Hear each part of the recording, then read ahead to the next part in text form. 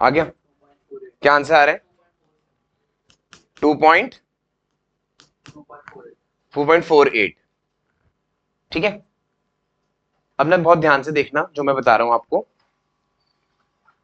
आपको पता है कि जो मैथमेटिशियंस, ठीक है ना, जितने ही मैथमेटिशियंस हैं उसमें पहले क्या होता था उस एरा में, जब वो कुछ मैथ्स की डिस्कवरी या इन्वेंशन कर रहे थे, कुछ भी, उसमें ना क्या था, कोई डिस्ट्रैक्शंस नहीं थी। ठीक है, समझ में आ रही वाली बात या नहीं? कोई बर्थडे पार्टी नहीं, कोई इंस्टाग्राम नहीं, कोई यूट्यूब नहीं। तो आपने अभी जो कैलकुलेटर का यूज कर करके ये सब निकाला, वो उन्होंने मैन्युअली निकाला, और ये भी मैन्युअली निकाला। अभी क्या लग रहा है, ठीक है या नहीं? ठीक है, इतना कर लोगे या नहीं? अब नहीं कर सकते हम, है ना? तो हम उनकी मेहनत को यूज कर रहे हैं। ठीक है, यहां तक भी नहीं है, उन्होंने ये तक निकाला। क्या लिखने वाला हूं मैं न्यूमरेटर उसमें, पावर में? कर लोगे इतना? कैलकुलेटर में क्या दिखाने लग जाता है इतने पे? तो ई दिखाने लग जाता है, तो वो भी ई तक पहुंच गए। तो जैसे जैसे वो आगे बढ़ रहे थे इसमें, सारे आंसर ऑलमोस्ट क्या आने लग गए, सारे ऑलमोस्ट आंसर क्या आने लग गए?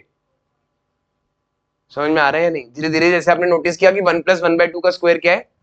2.25, फिर 2.37, फिर 2.48। देखो इसके जस्ट बाद वाले में 2 3 4 के बाद 4 पे रुक गया। धीरे धीरे आगे चलते जाओगे तो कहां पे रुक जाएगा? 7 पे। उसके बाद धीरे धीरे कहां पे रुक जाएगा? सेकंड डेसिमल पे, 1 पे।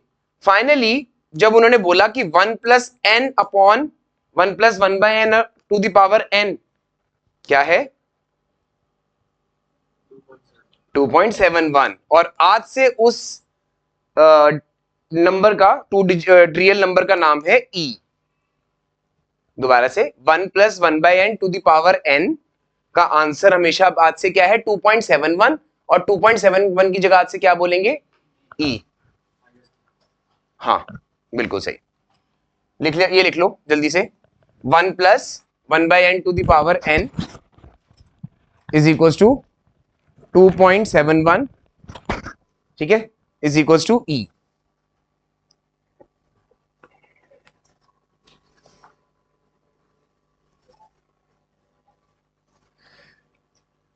अब ई की वैल्यू क्या याद रखनी है आपको? 2.71, बस ये, ठीक है। तो एक्सपोनेंशियल फंक्शन, अब कोई और मैथमेटिशियन था, उसने कहा मैं फैक्टोरियल का यूज करूंगा। तो उसने कहा e की power x can be written as 1+x/1 factorial plus x square by 2 factorial plus x cube by 3 factorial and so on. Now let's say e1, Samarth, 1 factorial कितना होता है? 1। 1 का स्क्वायर 1, 1/2 फैक्टोरियल, फिर 3 फैक्टोरियल कितना होता है? 6। 3 × 2 × 1। तो आपको समझ में आ गया फैक्टोरियल पहले क्यों कराया गया आपको? क्योंकि आगे जाके कैसे मिक्स हो रहे हैं चैप्टर्स। अब ये आंसर क्या आएगा, ट्राई करके देखें। 1+1 2, 2+½ 2.5 प्लस 1/6, ऐसे ऐसे करते करते कहां तक पहुंच जाएगा ये वाला आंसर? 2.71। फिर वही आ गया कि e⁻⁻1 या e क्या है? 2.71। ठीक है, अगर नोट करना है तो ठीक है, नहीं तो आगे तो अभी हम कर ही रहे हैं। ठीक है, तो हेडिंग लिख लो, exponential and logarithmic functions. Exponential and logarithmic functions. Exponential and logarithmic functions.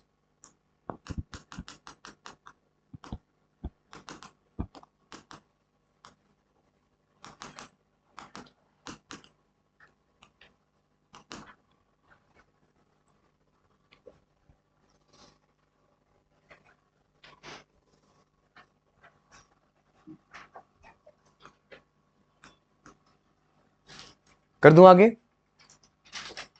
Okay, exponential function. अभी एक्सपोनेंशियल फंक्शन क्या होता है, लेट्स सी। तो आप सब लिखोगे ऐसे, y is equals to e raised to the power x. So y can also be written as f of x. So what will be f of mt? e raised to the power mt. ठीक है। सो मैंने क्या किया, एक table बनाई,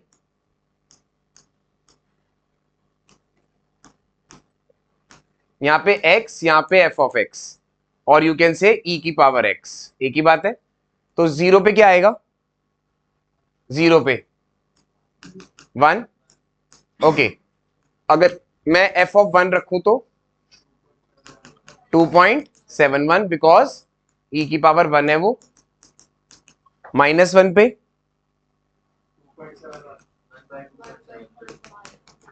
1 bye e की power -1, exponential का वो लग गया ना, एक्सपोनेंट्स एंड पावर्स लग गया, तो कितना आ गया 1 बाय 2.71। एनीवन, कोई बता रहा है मुझे 1 बाय 2.71 कैलकुलेटर का यूज करके? इट्स ओके, कैलकुलेटर का यूज करना अलाउड है आज। 1 बाय 2.71,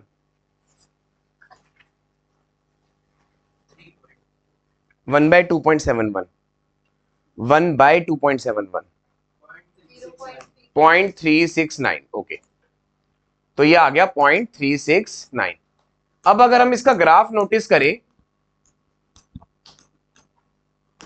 तो ये x और ये fx, यहां रखा मैंने 0, यहां रखा -1, यहां रखा 1, ठीक है। So what will be the answer for -1?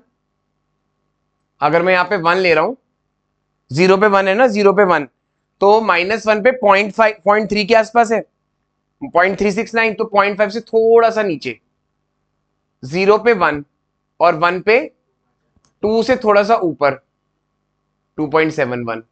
सो ये ग्राफ बन गया इसका। 3 पॉइंट्स ध्यान से देखना, ये ग्राफ बन गया इसका। अब ये जो ग्राफ बन रहा है इसको हम बहुत डिटेल में देखते हैं, ठीक है।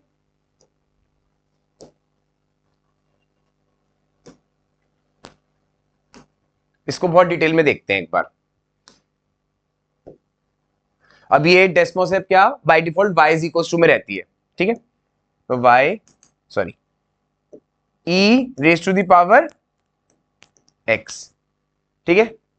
तो लक्ष्य, आप मुझे बताओ क्या लग रहा है आपको, ये टच कर रहा है इससे या नहीं? अभी क्या लग रहा है, अभी क्या लग रहा है, देखने में लग रहा है। नो लेट्स जूम इट, ठीक है, let's do zoom it, okay. See depth देखो मैथ्स की, ठीक है। नाउ एक बार पॉइंट चेक कर ले, 0 पे तो क्या आ रहा है, इनपुट 0 दिया तो आउटपुट 1 आ गया। नाउ यहां पे पहुंच गए, -1 पे कितना शो कर रहा है, 1 पे, सॉरी 1 पे 2.71, ठीक है ना। कंफर्म हो गया कि ये ग्राफ इसका है, ओके। कोई डाउट तो नहीं इसमें, पक्का? अगर मैं e raise to the power -x type करूं तो कैसा ग्राफ बन जाएगा, e raise to the power -x,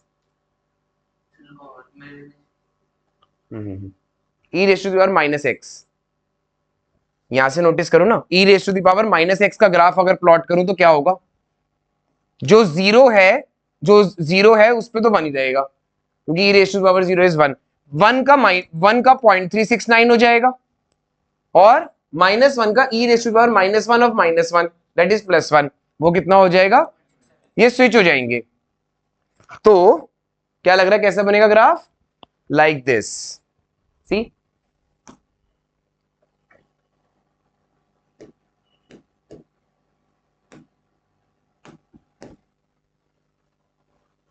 अब जो पहले -1 पे क्या आ रहा था, पहले -1 पे क्या था,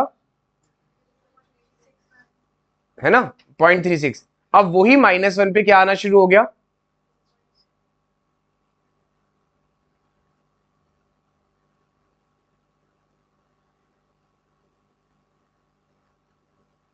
ठीक है, और यहां पे उल्टा हो जाएगा। तो इनका मीटिंग पॉइंट क्या है, now how to remember this graphs, याद कैसे रहेंगे, ठीक है। तो यहां पे सब ध्यान से देखेंगे,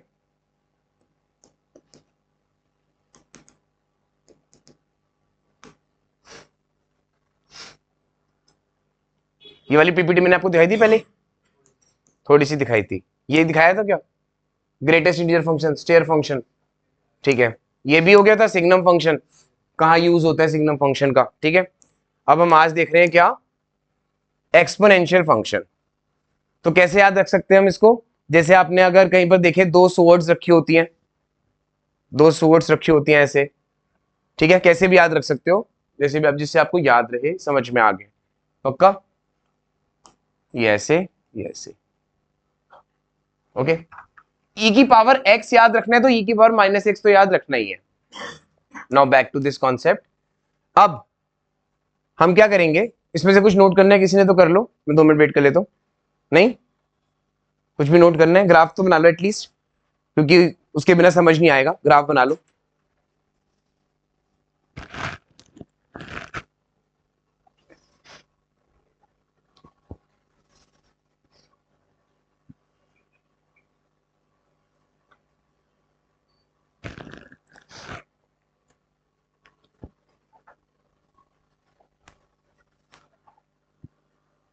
ठीक है, यहां पे 0,1 लिख लेना, मेन तो ये लिखना है 0,1,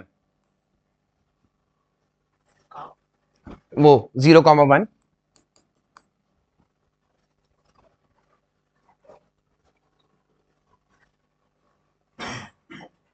ठीक है, कर दूं आगे। अब ग्राफ तो हमें बनाना आ गया,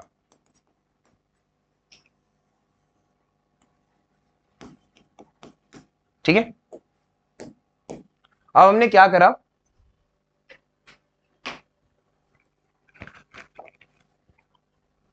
ये मोबाइल है, इसको ऐसे रखा, ठीक है, मोबाइल को ऐसे रखा, आपने वाली एक्टिविटी मेरे पास करी हुई है, ऐसे मिरर में रख के देखा। नाउ जब मैंने y इज इक्वल्स टू, इसको क्या बोलते हैं, डॉटेड लाइन को मिरर, और मिरर पूरे 12th के एंड तक क्या करना है आपने, y is equals to x लेना है, पूरे 12th के एंड तक y is equals to x लेना है, और हमेशा ऐसे ही रखना है। उसका रीजन मैं अभी तब बताऊंगा जब मैं स्ट्रेट लाइंस कराऊंगा, जब स्ट्रेट लाइंस कराऊंगा तो समझ में आ जाएगा, ठीक है। स्ट्रेट लाइन है ना ये, बाकी सारा कर्व लग रहा होगा, स्ट्रेट लाइन है। जैसे ही मैंने मिरर में रखा इसको, तो मुझे जो शेप मिरर के अंदर दिखाई दी वो मैं आपके सामने बना रहा हूं।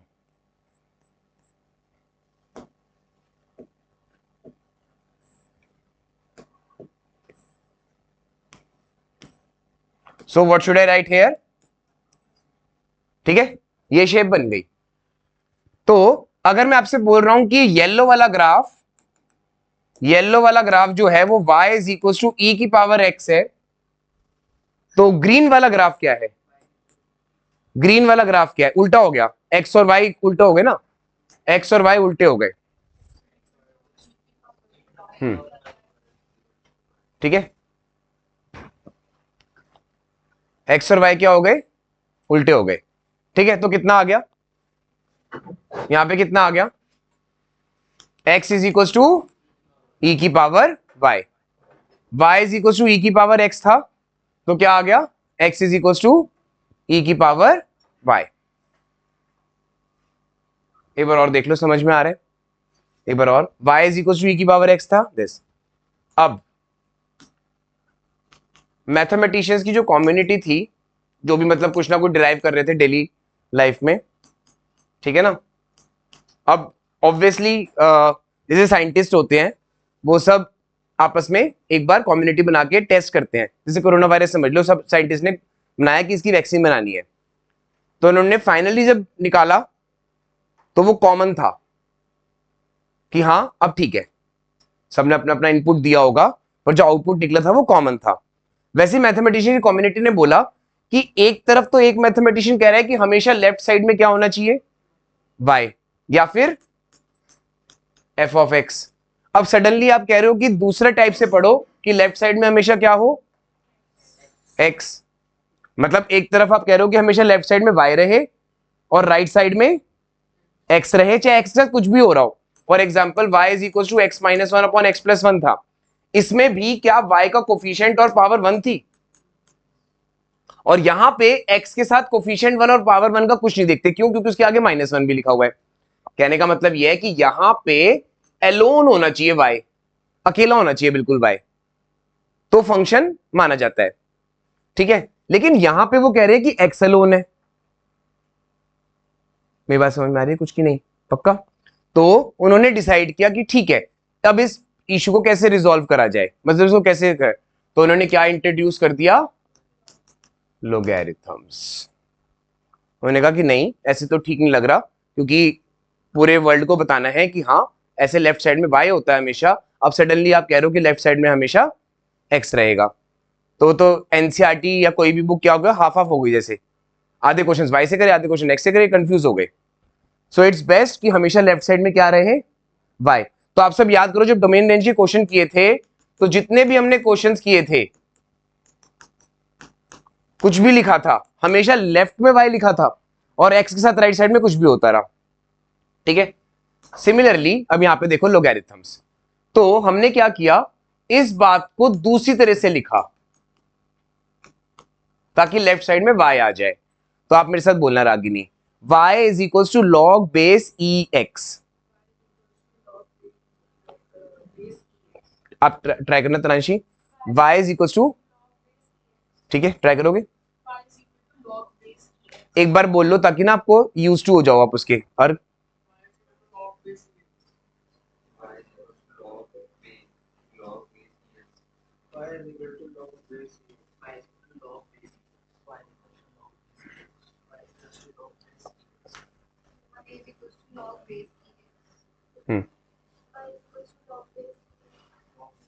y is equal to log base e x.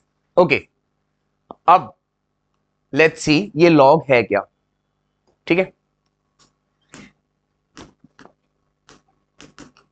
True false, ठीक है।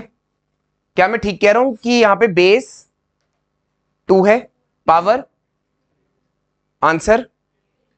अब मैं इसको किसी और तरीके से बोलूंगा, ठीक है, तो कोई डरेगा नहीं, ओके, कोई घबराएगा नहीं, ठीक है। तो किससे ट्राई करें, चलो समर्थ, ठीक है, मेरे साथ साथ बोलना है, log base 2 answer is equal to power.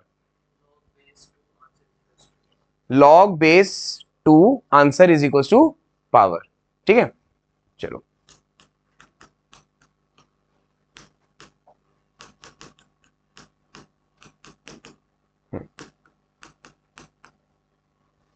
Anyone,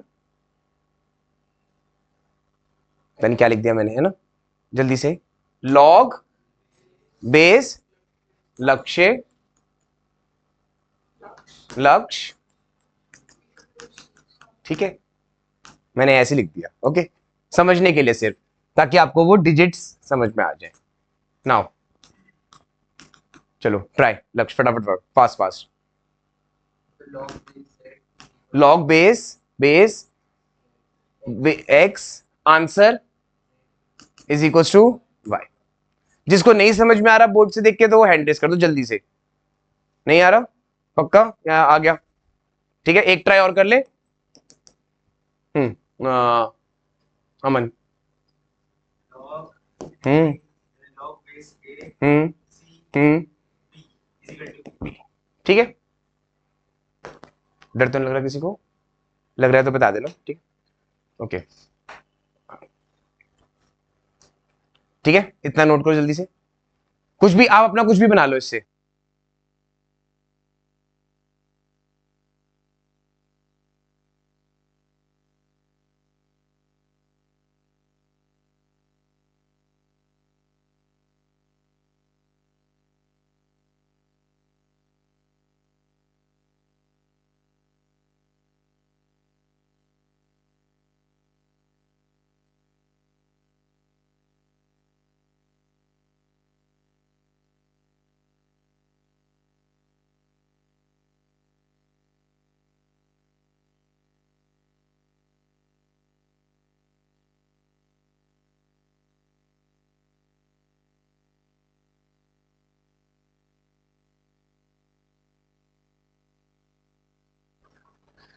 ठीक है, लिख लिया सबने या नहीं?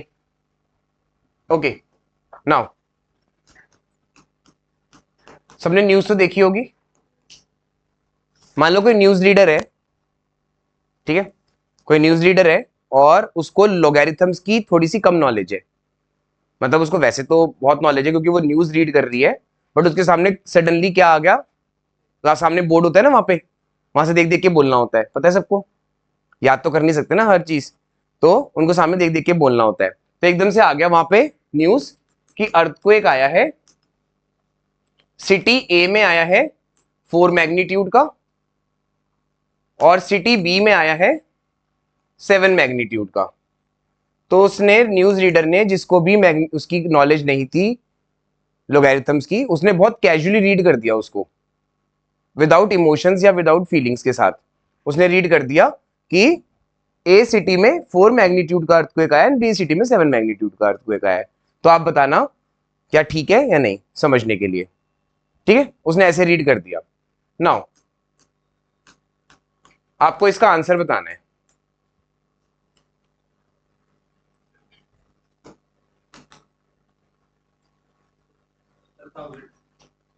क्या 4, यही हो रहा है ना, 10 की पावर क्या कि ये बन जाए, यही हो रहा है ना लॉग में, या नहीं आ रहा समझ, 2 की पावर 3 इज इक्वल टू 8, तो 2 की पावर क्या कि 8 बन जाए, तो आप इसको कैसे लिख रहे हो, log 2 8 इज इक्वल टू, तो 2 की पावर 3 इज 8, यही तो हो रहा है, ठीक है। अब लेट्स सी 7 को कैसे लिखेंगे, देखो एक बार 0 सही है, सही है, सही लिख रहा हूं, देख लो एक बार। Now compare this, are these two same, compare this, कितना गुना आया, कितना टाइम्स आया, सी कितना कैजुअली बोल दिया, वहां तो डिवास्टेशन होगी होगी, वहां तो बिल्डिंग गिर गई होंगी, 1000 टाइम्स आया सिटी बी में सिटी ए के कंपैरिजन में, और उसने न्यूज रीडर ने ऐसे कैजुअली बोल दिया उस बात को कि यहाँ पे 4 का आया, यहाँ पे 7 का आया, ठीक है। तो आपको लोगैरिथम्स की नॉलेज समझ में आ रही है या नहीं। सो पूरा रिक्टर स्केल किस पे बेस्ड है, लोगैरिथम्स पे। तो अब आपको नॉलेज हो गई, अब आप ऐसे मत बोलना कि अरे कुछ नहीं, वहां पे तो 4 का है, मेरे पास 5 का है, बस कुछ नहीं हुआ, बस शेक होके खत्म हो, ठीक है ना, समझ लो मेरी बात को। तो 4 और 5 में कितना फर्क आ गया, एनीवन, 10 टाइम्स का, 10 टाइम्स समझ रहे हो। अगर मैं आपको बोलूं कि 11th क्लास में 10 टाइम्स सेट्स के क्वेश्चंस करने हैं, तो लगेगा कि नहीं नहीं नहीं, यार ट्रिग्नोमेट्री के 10 टाइम्स एक क्वेश्चन 10 टाइम्स करना है, समझ रहे हो मेरी बात को, उस बात को। तो उसको न्यूज रीड करनी चाहिए थी फीलिंग्स के साथ, इमोशंस के साथ, अगर उसको नॉलेज नहीं थी तो, है ना। तो उसको कितनी प्रॉब्लम हुई होगी, जिसको नॉलेज हुई होगी वो तो उसने तो कमेंट पे लिख दिया होगा फटाफट से, आज को तो कमेंट में लिख देते हैं ना फटाफट से, आज तक पे या किसी पे भी, ये क्या बोल रहे हो, ये तो 7 तो बहुत ज्यादा हो गया, 1000 गुना, इतना कैजुअली कैसे बोल दिया इस बात को। तो मेरा कहने का मतलब है कि आपको रिक्टर स्केल की नॉलेज हो गई, अब समझ में आ गया। तो Richter scale is based on logarithms, ठीक है। तो क्या कोई ये कैच कर पाया कि लोगैरिथम्स का सिनोनिम क्या है, लोगैरिथम्स का सिनोनिम, लोगैरिथम्स का सिनोनिम आपके सामने कुछ लिख रहा हूं मैं, कल एक स्टूडेंट ने कैच कर लिया था बैच में, जल्दी से आप भी कर लोगे, हाँ बस। तो logarithm is nothing but power, यही तो हो रहा है, log base answer is equal to power, तो लॉग एक पावर है, इसलिए उसका नाम एक्सपोनेंशियल्स एंड लोगैरिथम्स है। वैसे क्या नाम होना चाहिए था 8th क्लास की बुक में, एक्सपोनेंट्स एंड पावर्स, अब उसका नाम चेंज करके क्या कर दिया है, ठीक है। टफ तो नहीं लगा किसी को, पक्का किसी को नहीं लगा टफ, श्योर, ठीक है। जो भी नोट करना चाहते हो नोट कर लो, कुछ ऐसा नोट करना चाह रहे हो तो इसमें से ग्राफ या कुछ जल्दी से नोट कर लो।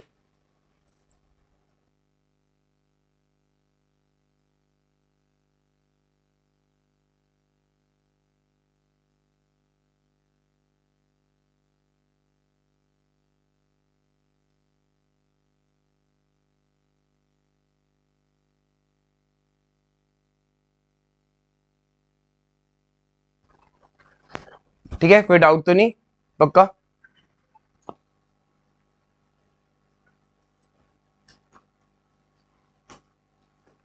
सबने लिख के देख लिया एक बार लॉग को, ओके। नाउ हेडिंग लिखनी है properties of logarithms, properties of logarithms.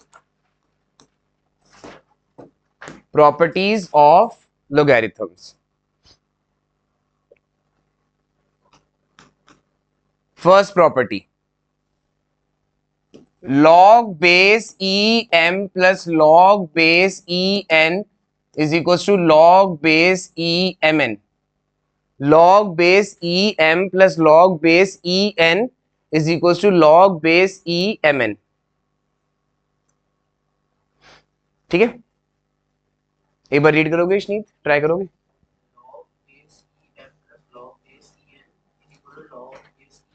M n, m into n. ठीक है, अब देखने में तो ये प्रॉपर्टी लग रही है कि कैसे याद रखेंगे, देखते हैं कि इसका प्रूफ देखते हैं. ठीक है, बोर्ड पे ध्यान से देखना, बहुत इंटरेस्टिंग है ये.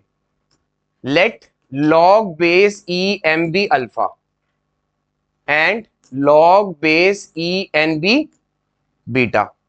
नाउ इसको एक्सपोनेंशियल में कन्वर्ट कर दो. ई की पावर व्हाट की एम आ जाए, ठीक है, एंड ई की power beta is n. Now multiply LHS with LHS, RHS with RHS. So e raised to the power alpha into e raised to the power beta is mn. E raised to the power alpha into e raised to the power beta is mn. ठीक है, so when bases are same, powers get added. ठीक है, अब इसको log में दोबारा लिखना, इसको log में दोबारा लिखना. log base e mn is equals to, अब अल्फा क्या था और बीटा क्या था, प्रूव हो गया. समझ में आया या नहीं?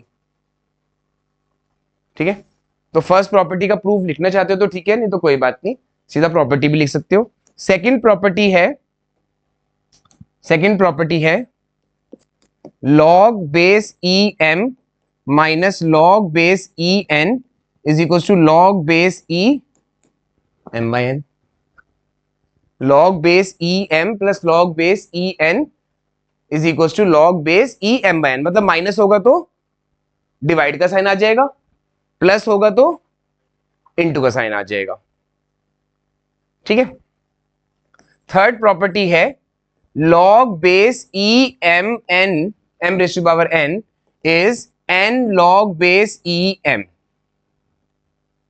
Log base e m raised to the power n is n log e m.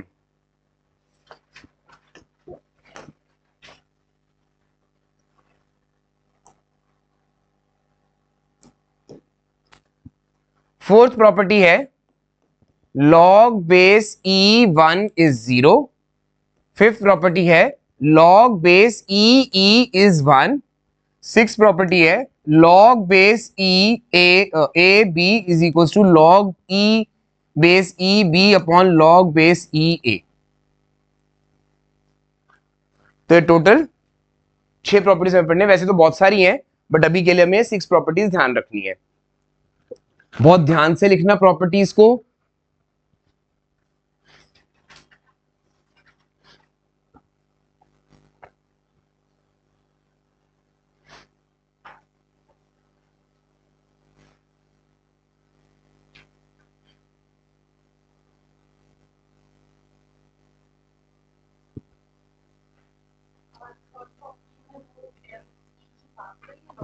कौन से वाले में? थर्ड प्रॉपर्टी में वो m के ऊपर पावर है और e तो नीचे लिखते हैं, दूसरी साइड e नीचे है. कौन सा वाला m? नहीं, ये इसके सामने लिखा हुआ है. ध्यान से लिखना प्रॉपर्टीज.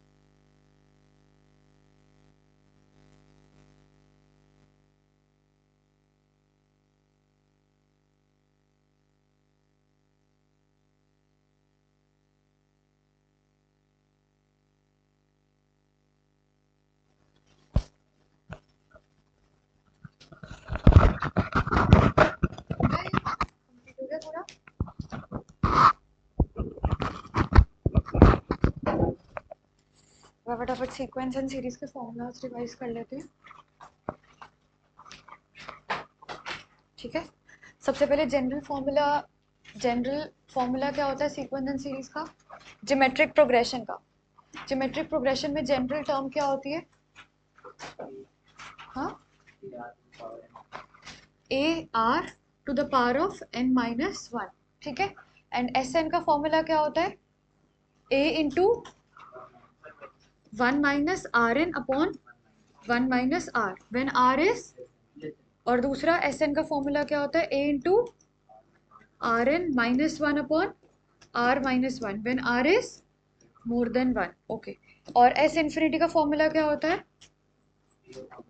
ए अपॉन में वन माइनस आर। ठीक है, ये फॉर्मूला है। एंड एरिथमेटिक मीन का फॉर्मूला क्या होता है? A plus b upon to.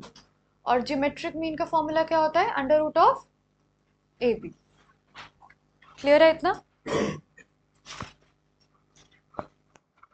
Clear है? हो गया?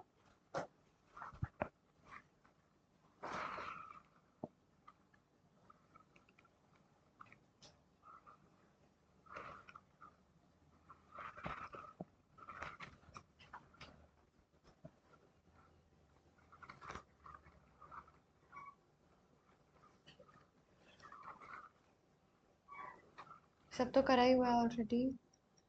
डन? ठीक है, अब कुछ क्वेश्चन प्रैक्टिस करते हैं सीक्वेंस सीरीज के।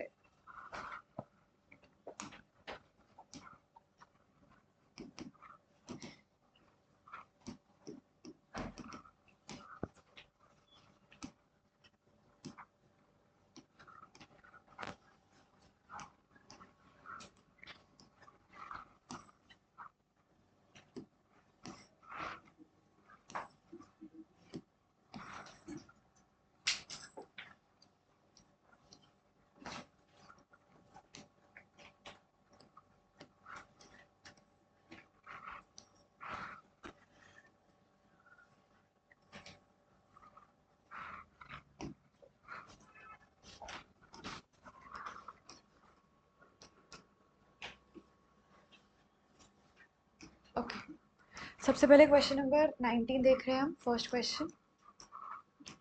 ठीक है, क्वेश्चन से is that find the sum of the corresponding product of corresponding terms of sequence. तो यहाँ पर आपको क्या करना है? कॉरस्पॉन्डिंग टर्म्स लेनी है। दो सीक्वेंस गिवन है। एक सीक्वेंस क्या है? 2 4 8 16 32, और दूसरी सीक्वेंस क्या है? 128 32 8 2 हाफ। आपको दो अलग अलग सीक्वेंस गिवन है। आपको क्या करना है? आपको सबसे पहले कॉरस्पॉन्डिंग टर्म्स का प्रोडक्ट करना है। कॉरस्पॉन्डिंग टर्म का मतलब क्या हुआ? कॉरस्पॉन्डिंग टर्म्स का मतलब क्या हुआ? दो सीक्वेंसेस गिवन है, तो कॉरस्पॉन्डिंग टर्म्स का मतलब क्या हुआ? पहले वाली की फर्स्ट को मल्टीप्लाई करोगे दूसरी वाली सीक्वेंस की फर्स्ट टर्म से, दूसरी पहली वाली की सेकंड टर्म को मल्टीप्लाई करोगे दूसरी वाली की सेकंड टर्म से। तो इसका मतलब क्या हो गया? 2 इंटू 128 और 4 into 32, 8 into 8, 16 into 2, 32 into half. ठीक है, कॉरस्पॉन्डिंग टर्म्स को हमने सबसे पहले प्रोडक्ट करा, उसके बाद क्या करना है? इन सभी टर्म्स का सम लेना है आपको। क्लियर? अगर तो आप यहाँ पर इंडिविजुअली मल्टीप्लाई कर कर फिर सबको ऐड कर दोगे तो वहां पर तो ज्योमेट्रिक प्रोग्रेशन का कोई कॉन्सेप्ट ही नहीं यूज हुआ है ना। तो यहाँ पर हमें जीपी का कॉन्सेप्ट यूज करना है। तो उसके लिए हम एक बार चेक करते हैं कि जो सारी की सारी टर्म्स जो जो सीरीज हमें गिवन है क्या ये जीपी में है या नहीं है। ओके, सो कॉरस्पॉन्डिंग टर्म की रेशियो लोगे तो वो क्या होगा? 4 इंटू 32 अपॉन 2 इंटू 128। ये देखना कितना आ रहा है?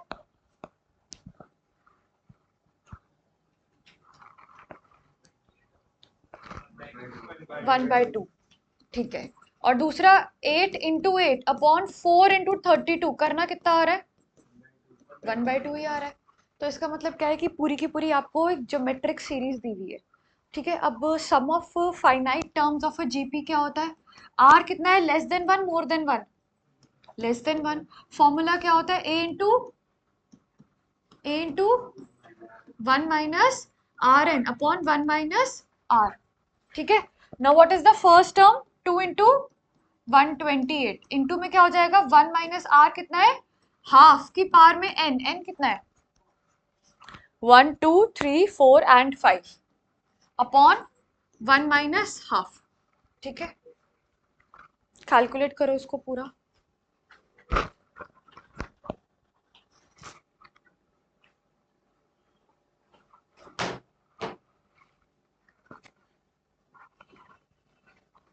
आप दोनों को समझ में आ रहा है पीछे?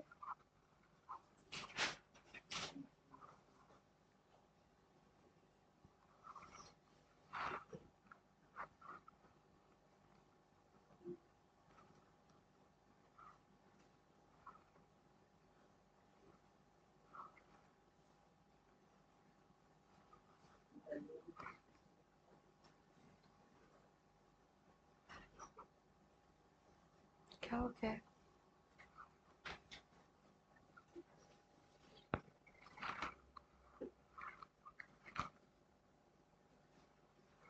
आंसर निकालो कितना आ रहा है।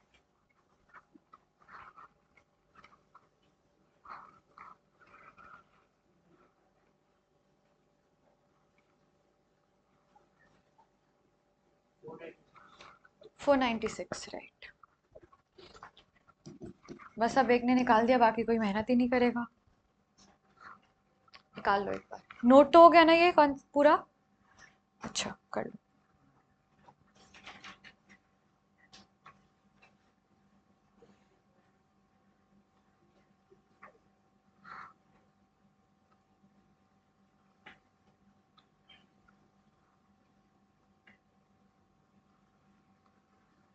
डन।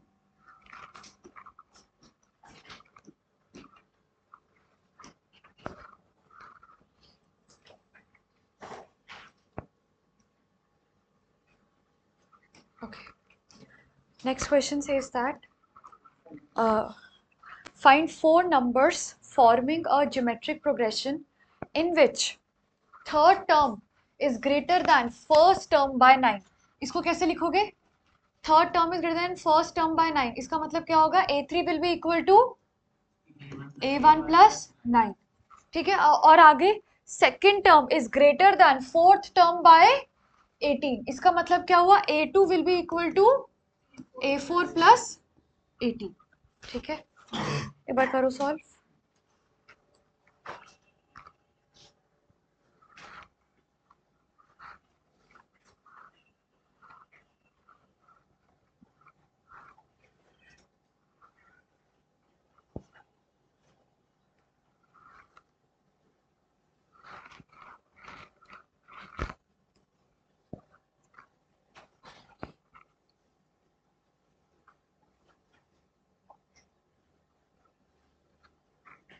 नहीं, किसको डाउट आ रहा है बताओ? डाउट है? देखो ना, A3 क्या है? A3 का मतलब क्या होगा? AR स्क्वायर, ठीक है, इज इक्वल टू A1 मतलब A प्लस N हो गया प्लस 9 हो गया। क्लियर है इतना? और यहाँ पर A2 क्या होगा? AR is equal to A4 क्या होगा? AR क्यूब प्लस 18 होगा। करेक्ट। यहाँ पे इसको थोड़ा सा आप उधर लेके जाओगे तो क्या होगा? AR square minus A is equal to 9। ठीक है, यहां से A कॉमन ले लो, कितना आ गया? R square minus 1 is equal to 9। ठीक है, और मैं ये जो R ये वाली टर्म है इसको मैं इसके डिनोमिनेटर में भी लिख सकती हूँ। तो A की वैल्यू क्या आ गई? 9 अपॉन R स्क्वायर माइनस 1। अब वही A उठाकर हम यहाँ पे सब्सटीट्यूट कर देंगे। ठीक है, तो थोड़ा सा पहले सिंप्लीफाई करो, ये A into R minus r cube. अच्छा, इनफैक्ट AR को कॉमन निकाल लो, क्या बचा? 1 minus r square is equal to 18। पहले इधर बताओ इतना, ठीक है? ठीक है ना, AR क्यूब को उधर लेकर आए तो फिर AR कॉमन निकाला तो ये आ गया। और A की वैल्यू क्या है? A की वैल्यू क्या है?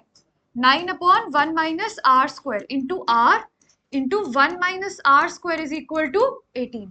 क्लियरली ये कट हो गया, और ये कितना आ गया? 2। तो R कितना आ गया? 2। ओके, अब यहां पर सब्स्टिट्यूट करो R, तो कितना होगा? 9 अपॉन 4 माइनस 1। ठीक है, तो A की वैल्यू कितनी आ गई? ठीक है, आपको निकालना है फर्स्ट 4 टर्म्स। तो जीपी की टर्म्स क्या बन जाएंगी? अब पहली टर्म इज 3 इंटू 2, ठीक है, इंटू 2, ओके। तो ये 4 टर्म्स आ गई जीपी की। क्लियर हो गया? ये अच्छे से क्लियर हो गया सबको?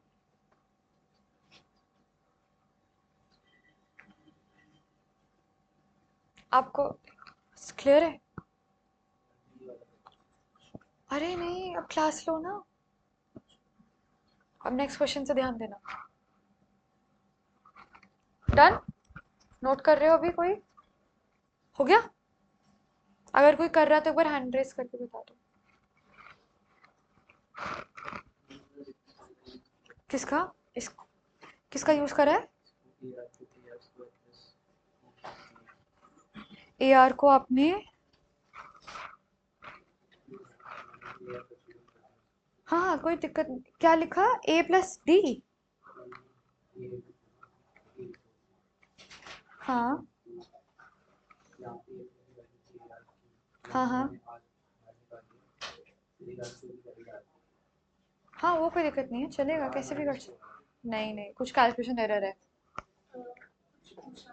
हम्म।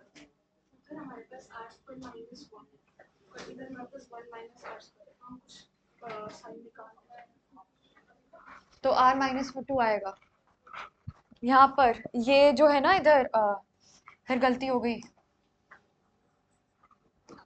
It is divided by r square minus 1, ठीक है। तो इधर आपको अगर कट करना है तो फिर आपका माइनस का साइन बाहर आएगा, तो आर की वैल्यू -2 होगी, ठीक है। हाँ, तो पहली टर्म आपकी 3 है, -6 -20 ऐसे जाएगा।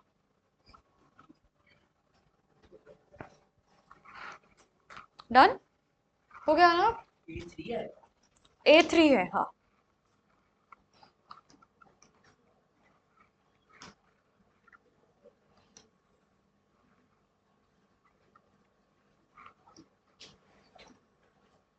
Question number 22।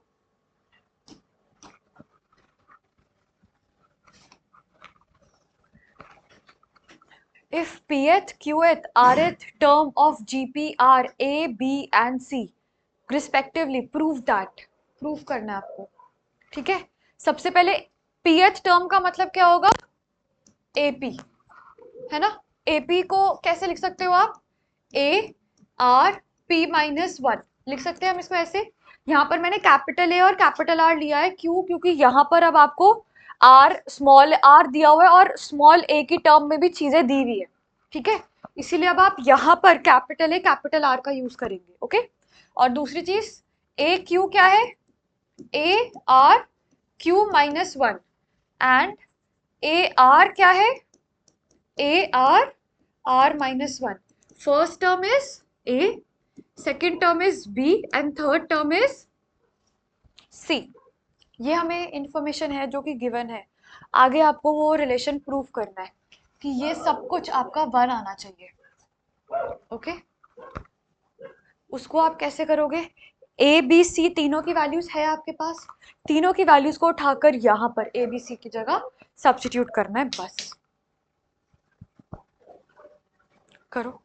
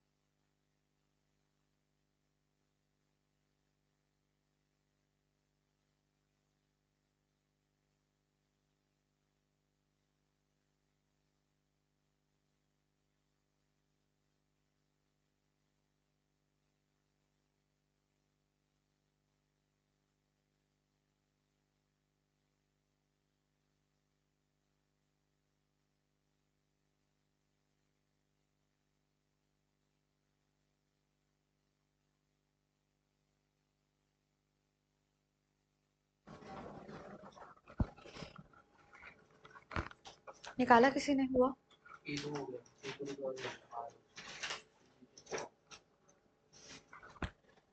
देखो, जब आप ये सारी वैल्यूज इधर सब्स्टिट्यूट करोगे तो सबसे पहले क्या आएगा?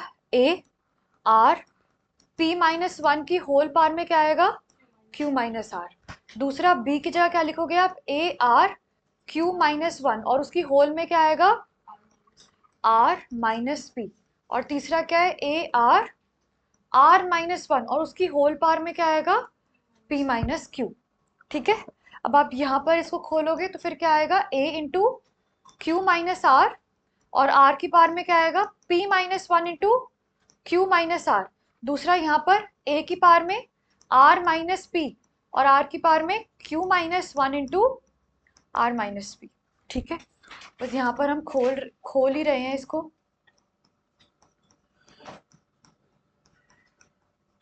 Okay, now take all the r terms, इकट्ठा लोगे तो फिर वो क्या आएगा? बेस सेम है तो पावर एडिड, ए की पावर में q minus r plus r minus p, और इधर प्लस पी माइनस क्यू। और दूसरा आर की पावर में क्या आएगा? अब यहाँ पर आप सीधा खोलकर लिख सकते हो, तो ये क्या होगा? P q minus p r minus q plus r. इसको खोलोगे तो क्या आएगा? Plus q r minus q p minus r plus p. इसको खोलोगे तो plus r p minus r q minus p plus q. ठीक है, अब देख लेते हैं अगर कोई टर्म कैंसिल आउट हो रही है तो plus q plus p plus r minus r. तो ये ए की पावर में तो क्या आ गया? 0। दूसरा अब आर की पावर में भी देख लेते हैं, पी क्यू है और माइनस पी क्यू है, p r minus p r और plus p r, minus q और plus q, plus r minus r, plus q r minus q r, plus p minus p. सब कुछ dissolve हो गया, सब कुछ हट चुका है, तो आर की पावर में भी क्या आ चुका है? अब 0। तो ये कितना आ जाएगा अब आंसर? 1, और वही चाहिए था हमें। ठीक है, क्लियर हो गया? Okay, now question 23। हाँ, जिसने मतलब लिख लिया है वो क्वेश्चन 23 करो।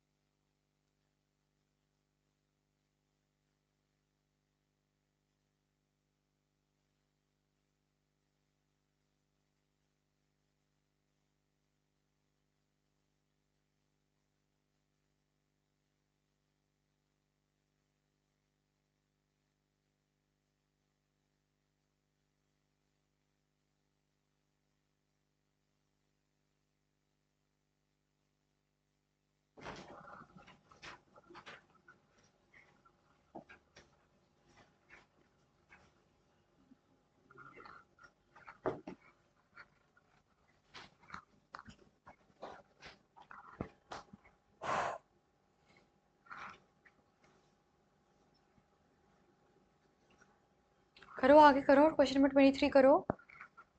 23 भी कर लिया तो 24 करो।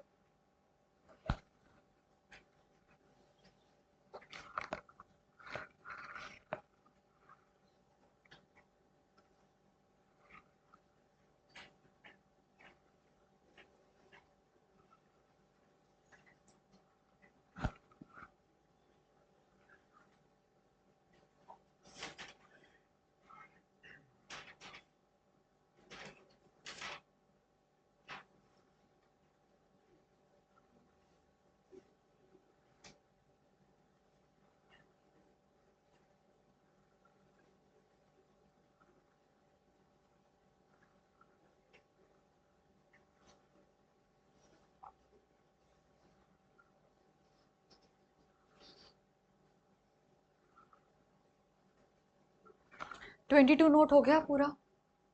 कोई कर रहा है तो एक बार बता दो।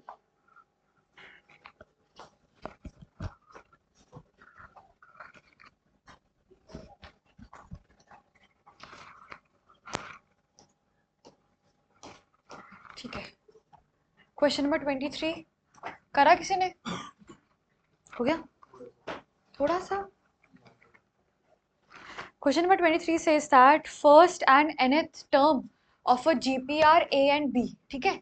फर्स्ट टर्म मतलब A1 A दिया हुआ है और AN कितना दिया हुआ है B, ठीक है, ये हमें दिया हुआ है। Okay, now P is the product of n terms, P is the product of n terms. Okay, चलो पहले AN का मतलब क्या होगा, AR n-1 की वैल्यू B दी हुई है और A है आपकी फर्स्ट टर्म, इतना क्लियर है अभी तक। और P is the product of n terms, इसका मतलब क्या है, n टर्म्स का प्रोडक्ट, इसका मतलब A1 इंटू A2 A3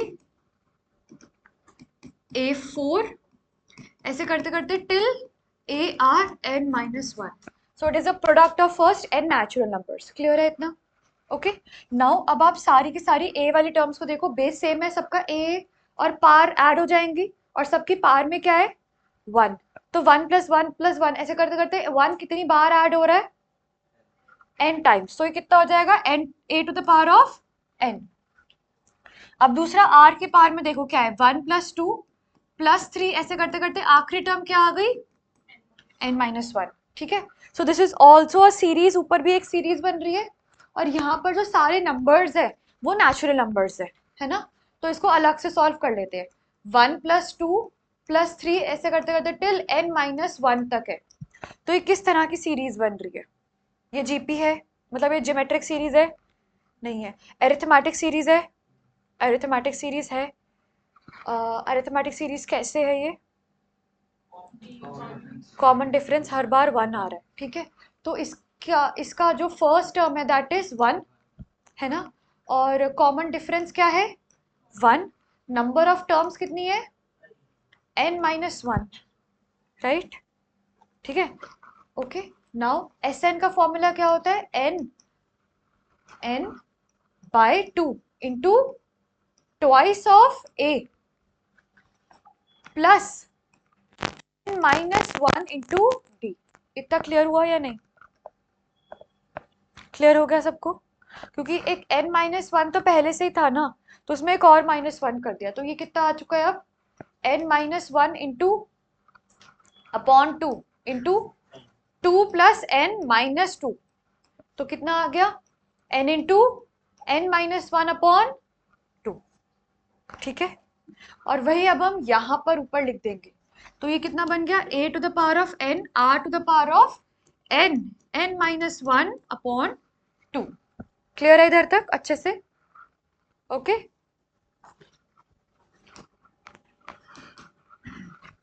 पहले ये तो लिख लो, ये p आ चुका है अब आपका, पहले ये p लिख लो, उसके बाद आगे कर रहे हैं।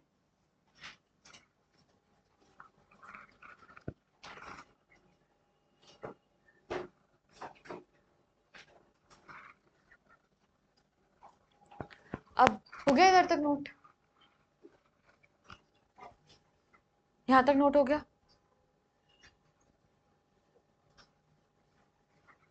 नोट कर लिया सबने यहां तक, ठीक है। अब आगे देखो क्या दिया हुआ है, p² = ab। p² का मतलब क्या होगा an rn into n-1 upon 2 का होल स्क्वायर, तो ये कितना हो जाएगा a⁴2n into r⁴n into n-1। Clear है इधर तक? अब n पूरी की पार में n ले लो, तो क्या बचा यहाँ पर a² और r की पार में क्या बचा सिर्फ n-1, ठीक है इधर तक।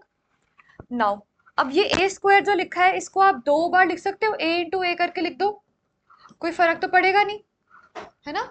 नाउ ये जो a इंटू आर की पार में n-1 है वो क्या बन जाएगा b, तो ए बी की पार में n n n, ठीक है।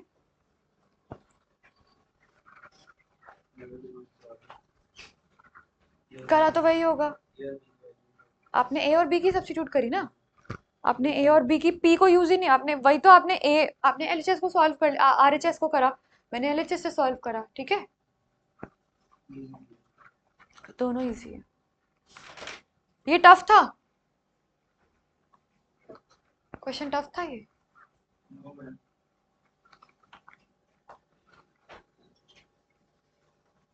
चलो, जिसने नोट कर लिया 24 ट्राई करो।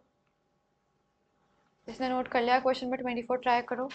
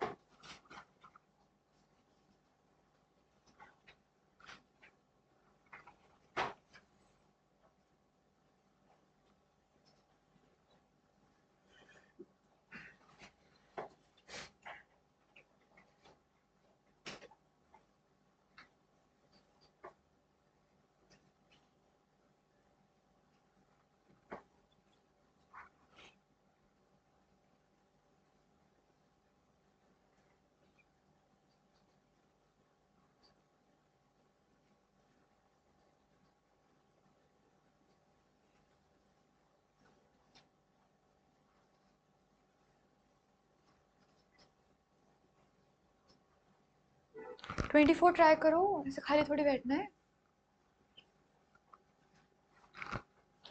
हटा दो, ये नोट हो गया पूरा। अच्छा, अब किस किसने करा 24? और किसने करा? नहीं। देखो क्या दिया हुआ है, show that ratio of first n terms of a GP. First n terms, sum of first n terms को कैसे शो करोगे? S N. अब रेशियो लेना है, यानी कि आपको इसको किसी से डिवाइड करना पड़ेगा। Ratio of first n terms of a GP to the sum of terms from n plus 1th to 2nth term is 1 upon r to the power of n। ये प्रूव करना है आपको। ये कैसे प्रूव होगा? For example, अगर आपको दिया हुआ है सिक्स्थ टर्म से, या फिर थोड़ा कम ले लेते हैं, अगर आपको दिया हुआ है कि फोर्थ टर्म से सिक्स्थ टर्म तक का सम निकालना है, तो फिर वो कैसे लिखोगे? S6 माइनस क्या लिखोगे? S3। क्यों S3 लिखा हुआ वो देखो, 1 2 3 4 5 एंड 6। देखो यहां पर आप देख रहे हो तो आपको सिर्फ 4 से लेके 6 तक का सम चाहिए, यानी कि ये सभी टर्म्स का सम चाहिए। तो वो कैसे आएगा? पहले 6 टर्म्स आपने ऐड करी, S6 लिख दो, और उसमें से क्या सब्ट्रैक्ट करोगे? पहली 4 टर्म सब्ट्रैक्ट करोगे या फिर पहली 3 टर्म सब्ट्रैक्ट करोगे? पहली 3 टर्म सब्ट्रैक्ट करोगे सिर्फ। तो अब समझ आया फोर्थ से 6 टर्म को कैसे लिखते हो? S6 माइनस S4 की जगह S3 तक सब्ट्रैक्ट करना है। क्लियर है? अब यहां पर सिमिलरली यहां पर दिया हुआ है n प्लस 1th टर्म से लेकर 2nth टर्म तक, तो उसको कैसे लिखोगे? S2n minus SN। कोई डाउट किसी को? नो? ठीक है। अब देखो, सिंस ये जो पूरी बात हो रही है ये हमारी एक ही जीपी को रेफर कर रहा है, तो इन सबकी फर्स्ट टर्म भी सेम होगी और कॉमन रेशियो भी सेम रहेगी। ठीक है, तो सबसे पहले तो मुझे बता दो एस एन क्या बनेगा? एस एन का फॉर्मूला क्या होता है? A into r n minus 1 upon r minus 1। अब होल अपॉन, देखो एस टू एन का क्या बनेगा फॉर्मूला? ए इंटू आर की पावर में क्या आएगा? हाँ, 2n minus 1 upon r minus 1। किसी को कोई डाउट है इसमें? Minus s n, s n again क्या होगा? A into r n minus 1 upon r minus 1। ठीक है, अब ये तीनों ही टर्म्स में ये सब कॉमन आएगा तो कट जाएगा, तो क्या बचा? R n minus 1 upon r की पावर में 2n माइनस 1 माइनस आर की पावर में n प्लस 1। क्लियरली ये कैंसिल हो गया, प्लस 1 होगा ना, तो ये क्या आया? आर एन माइनस 1 अपॉन, अब देखो क्या बचा इधर? आर की पावर में 2n माइनस आर एन, है ना? यहां से डिनोमिनेटर से कुछ कॉमन आ रहा है? आर की पावर एन कॉमन आ रहा है, क्या बचा, क्या बचा, r n minus one. Clearly ये कैंसिल हो गया, क्या आ गया अब आपका 1 आर की पावर में एन, हेंस प्रूव्ड। क्लियर है ये? चलो नोट कर लो, छोटा सा ये तो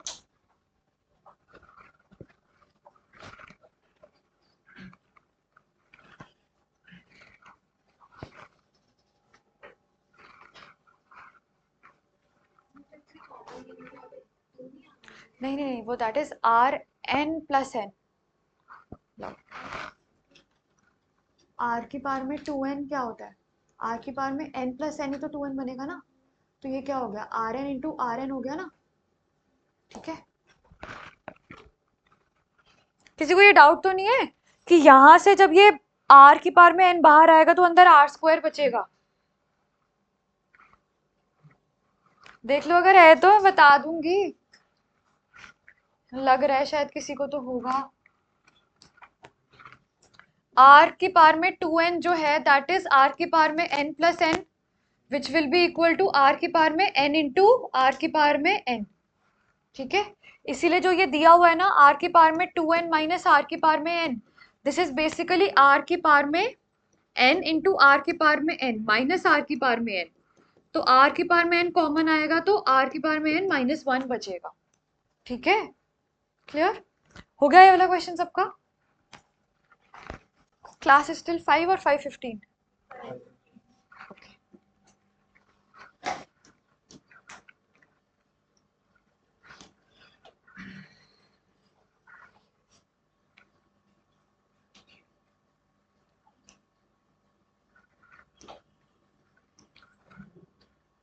Question number 26. Question number 26 says that insert two numbers between 3 and 81. 3 और 81 के बीच में आपको दो नंबर्स इंसर्ट करने सो दैट जो रिजल्टेंट सीक्वेंस है वो ज्योमेट्रिक प्रोग्रेशन बन जाए। ठीक है, हाँ वो निकाल के कर लो, प्रॉपर्ली निकाल के करो। ठीक है, तो ये a है और ये क्या है, a4। a4 मतलब AR cube. Clear? Now AR cube का मतलब क्या हो जाएगा, 3R cube is given to as 81। R cube कितना हो जाएगा फिर, 27। सो R, ठीक है, सो ये वाली टर्म क्या है, दिस इज A2। A2 मतलब AR, so that is 3 into 3। Clear? And ये वाली टर्म का मतलब क्या है, A3, that is AR square, which is 3 into 3 square, which is 27। Clear हो गया ये क्वेश्चन सबको?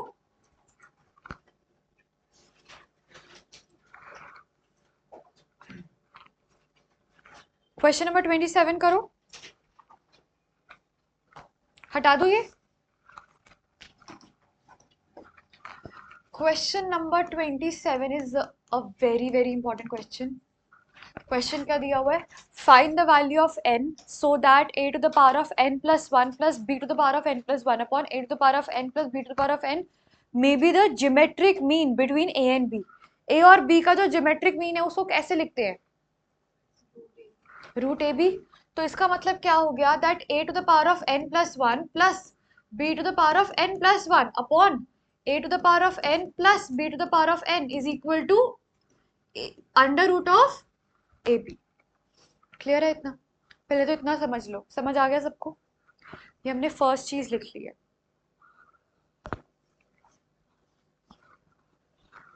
डन? अब एक बार ना सिर्फ बोर्ड पे देखना, नोट आप बाद में करेंगे अब। ओके, नाउ ये टर्म को अब हम थोड़ा सा चेंज कर कर लिख रहे हैं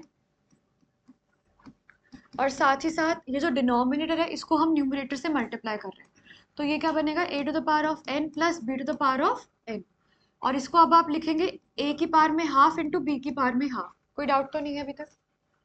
अब अंदर ब्रैकेट मल्टीप्लिकेशन करोगे तो फिर ये क्या आएगा, a की पावर में half plus n into b की पावर में हाफ प्लस a की पावर में हाफ b की पावर में हाफ प्लस n, और इस साइड क्या आएगा, ए की पावर में n plus one plus b की पावर में n प्लस वन। कोई डाउट किसी को? कोई डाउट नहीं, ठीक है। अब ये वाली टर्म और ये वाली टर्म हम एक तरफ रखेंगे, यानी कि ए की पावर में n plus one minus a की पावर में हाफ प्लस n बी की पावर में half, it is equal to a की पावर में हाफ बी की पावर में half plus n minus b की पावर में n प्लस वन। कोई डाउट किसी को इधर तक? पक्का? ठीक है। अब ये जो वन लिखा है आप इसको हाफ प्लस हाफ लिख सकते हो, और ये वाला भी जो वन लिखा है इसको भी आप हाफ प्लस हाफ लिख सकते हो। तो इन दोनों टर्म से क्या कुछ कॉमन आ रहा है? बोलो। ए की पावर में हाफ प्लस n कॉमन आ रहा है। सबसे पहले इधर क्या बचा? ए की पावर में हाफ, और इधर क्या बचा? बी की पावर में हाफ। इन दोनों टर्म में कुछ कॉमन आ रहा है? बोलो। बी की पावर में हाफ प्लस n कॉमन आ रहा है। पहली वाली टर्म में क्या बचा? ए की पावर में हाफ, और दूसरी वाली टर्म में क्या बचा? बी की पावर में हाफ। क्लियर?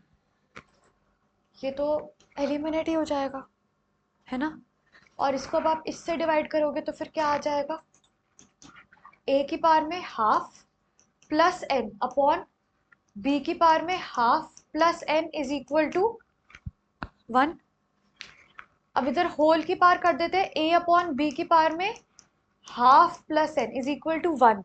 क्या आप 1 को a बाय b की पावर में 0 लिख सकते हैं? है ना?